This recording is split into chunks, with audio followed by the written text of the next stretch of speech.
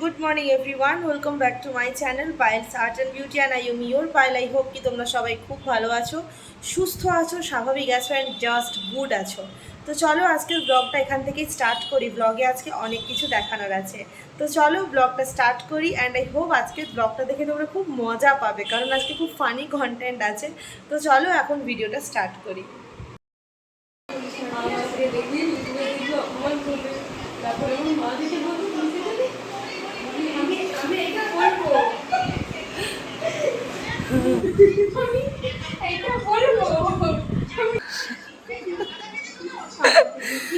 মেঘা কি হয়েছে?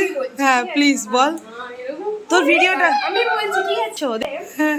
ফার্স্টে কথা হচ্ছে আমি গেছিলাম ছাতু মাখাতে, ঠিক আছে? ইউটিউবে আমি জানি না ছাতু কোনটা বেসন কোনটা, জিজ্ঞাসা করেছি তুই জানিস না বেসনের ছাতু কোনটা?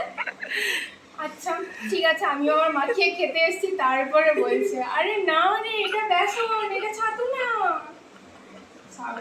সব এর দোষ। দেখি ম্যাডাম একটু মুখটা দেখান।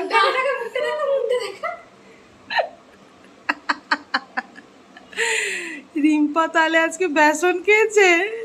এই যে খাচ্ছে, দেখো আমার জিনিস বানানোটাই খাচ্ছে, দেখো দেখো তুই দোষ করেছিস তাই আমি চাটা। হ্যাঁ বাবা তোকে খেতে বলছিল, তো ভাই জিনিস আমি বানিয়ে রেখেছি, তুই খাবি কেন? তুই তো বললি যা চাটা আছে খেয়ে নিবি যা। ও বাবা, তারপরে তো খেতে দিয়েছি তাহলে গো। আরে বলছে ওরম কি মেয়ে হয়েছে তুই জানিস না? সব বদনাম করে দিয়েছে। এই ছোট ছোট আনন্দগুলো সত্যিই খুব ভাল লাগে। আমি তো ছোটোবেলা থেকে একা বড় হয়েছি, তাই গেট টুগেদার একসঙ্গে থাকার অনুভূতিটা বিয়ের পরেই পাচ্ছি, যেটা সত্যি আমার খুব ভালো লাগছে। একসঙ্গে থাকলে খুব আনন্দ হয়। ব্যাস ব্যাস, আর না না না না না, মুড়িটা সেটিয়ে যাবে মেঘা, আর ঢাকাটা লাগা। এটা থামনেলে দেবো, এই যে এইরকম তো ছবি। ওরা প্রত্যেকেই আমার কাছে অনেক ছোট, কেউ 5 বছরের, কেউ 7 বছরের ছোট। কিন্তু জানো, যখন ওদের সঙ্গে মিশি একবারের জন্যও মনে হয় না ওদের থেকে আমি অনেকটা বড়। কখনো মনেই হয়নি যে আমি ওদের বৌদি, ওরা আমার ননদ, দেওর, ছোট ছোট সব ভাই বোনেরা। সব সময় মনে হয়েছে বন্ধু। রিম্পার কথা তো কিছু বলারই নেই। বিয়ের পর থেকে শ্বশুরবাড়ি যখন আমি গেছি প্রথম, ওকেই পেয়েছিলাম একমাত্র সঙ্গী হিসেবে। আজ পর্যন্ত আমি ওখানে গেলে রিম্পা বাড়িতেই থাকে। আগে থেকে আমাকে জিজ্ঞাসা করে নেয় তুমি কবে আসছো, তাহলে ওই টাইমটাই আমি ঘরে থাকারই প্ল্যান করব। এত ভালো লাগে এই ছোটো ছোটো ভালোবাসাগুলো। নতুন পরিবারে যাওয়ার পরেও যে এত ভালোবাসা পেয়েছি, সেটাই আর কম কোথায় বলো। এখানেও অনেকগুলো সবজি নিয়ে চলে এসছে। যেহেতু ব্লগটা সানডের ছিল, সেহেতু সানডে মানেই বাজার করা। সবজিপাতি নিয়ে চলে এসছে। আজকে করব চাল কুমড়ার তরকারি। এটা আমি খুব ভালো করি, তাই ফার্স্টে আলু আর চাল কুমড়োটাকে ছোটো ছোটো করে কেটে নিয়েছি, আর এখানে তরকারিটা করব। আর করব মাছের ঝোল। দেখি আর যদি কিছু পারি করা যায়। একটা রান্নাঘরে এখন আমরা 3 জন, আমার 2 ননদ আর আমি। ওটা মেঘা আর ওটা রিম্পা। তোমরা সবাই ওদেরকে এতক্ষণে নিশ্চয়ই চিনে গেছো।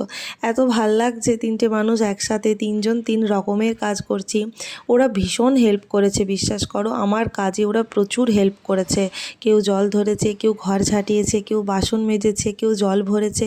প্রত্যেকেই, কেউ দাঁড়িয়ে ছিল না। সবাই আমার হাতে হাতে কাজ করেছে, বরং আমাকে কাজ করতে না দিয়ে ওরা কাজ করেছে। আবার ওখানে ব্লুটুথ স্পিকারে গান চলছে, সবাই একসাথে হাসি ঠাট্টা করছি, আনন্দ করছি। ওটা হলো রিক, আমার দেওর। কখনো ওকে দেওরের চোখে আমি দেখি না, ভাবি আমার ছোট ভাইয়ের মতন।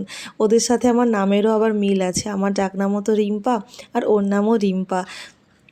সত্যি মানুষ কোথা কোথা থেকে চলে আসে। হ্যাঁ, আর ওরা সত্যিই খুব ভালো। আর ওখানে মেঘা লুকিয়ে দাঁড়িয়ে আছে। একে অপরের এরা লেগ পুলিং করছিল, পেছনে লাগছিল, যেটা সত্যি খুব ভালো লাগছিল। মারামারি ঝগড়াঝাটির মধ্যে দিয়েই তো আনন্দ, তাই না? কি করে যে এত সুন্দর 3টে দিন তাড়াতাড়ি করে চলে গেল, সে আর কি বলবো। এখানে দেখো এরা হাসাহাসি করছে। রিক বোধহয় কিছু একটা ভেঙে দিয়েছিল, আর একজন এখানে দেখো পেছনে লুকিয়ে গেছে, যাতে তার মুখটাকে ভালো করে দেখানো না যায়। যাই হোক, এইসব খুনসুটির মধ্যে দিয়ে রান্নাবান্না কমপ্লিট করে আমরা খেতে বসেছি। আজকের মেনুতে হয়েছিল লাল লাল করে মাছের ঝোল, চাল কুমড়োর তরকারি, পটল ভাজা আর ঢ্যাঁড়স ভাজা।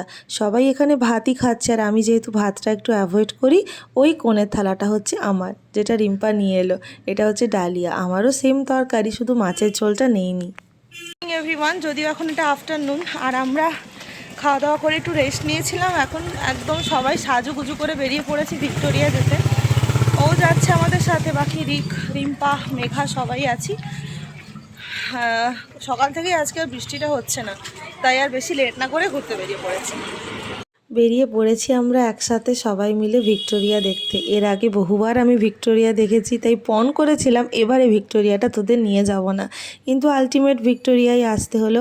আর ওয়েদারটা নিয়ে কিছু কথা হবে না, ওয়েদারটা আমাদেরকে এত স্বাদ দিয়েছে আজকে ভিক্টোরিয়া ঘুরতে।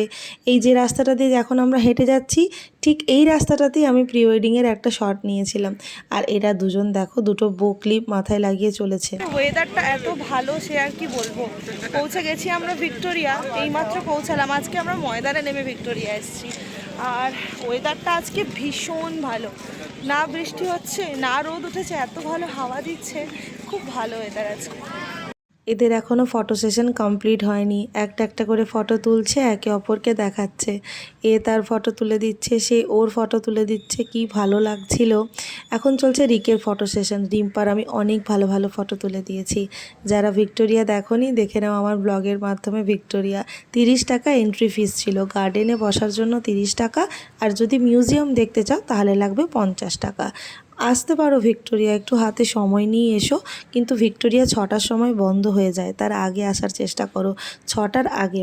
এখানে একজন শিবের মূর্তি আঁকছিল, চক আর ওই মোরাম হয় না, ওইগুলো দিয়ে লাল কালারটা করছিল। আমি তো দেখে অবাক হয়ে গেলাম, ওই কালারটা দিয়েও এত সুন্দর রং করা যায়। তারপর একটু পাপড়ি চাট খেলাম, এই হচ্ছে পাপড়ি চাট। আর না, আজকে ওর জন্মদিন ছিল না, ওর জন্মদিন হচ্ছে 15 অগস্ট, মানে 15ই আগস্ট, স্বাধীনতার দিন ওর জন্ম হয়েছে, ঠিক আছে।